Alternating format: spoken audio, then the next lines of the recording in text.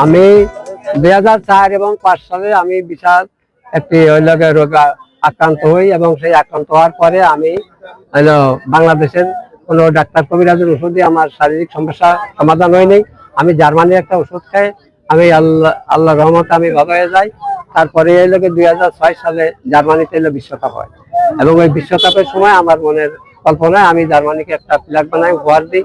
আর সেই হইতেই 2014 সাল পর্যন্ত 14 সালে এসে যখন 3.5 কিলো পতাকা বানাই, তখন এই পতাকার মাধ্যমে কিন্তু আমি বিশ্বকাপ জয় করি। আর সেই হইতেই জার্মানির প্রতিনিধিরা আমাকে আমার বাড়ি পর্যন্ত তো আসছে, মাগুরে আসছে, এই মাঠেও আসছে তারা। এখন আমার প্রতি বছর বিশ্বকাপ আসলেই আমার তাদের নামে 1 কিলো 2 কিলো পতাকা আমি প্রতি বছরই বৃদ্ধি করে থাকি এবং তোমার পতাকার বৃদ্ধি হয়েছে মোট 7.5 কিলো। আগামীতে যদি 30 সালে সৌদি আরব যদি বিশ্বকাপ হয়, আমি ওই লগে 10 কিলো পতাকা উপহার দেবো এবং আমি নিজে ওই মাঠে থেকে যদি বাঁচিয়ে থাকি তাহলে ওই মাঠে ম্যাচ দেখবো। প্রথমে তো আমি 30 শতক জমি বিক্রি করেছি, আর তারপরে আসে এখন 4 বছর পর যে 1 লক্ষ 1.5 লক্ষ টাকা দেয়, এটা আমার বাড়িতে সংসারেতে আমি এটা খরচ করি।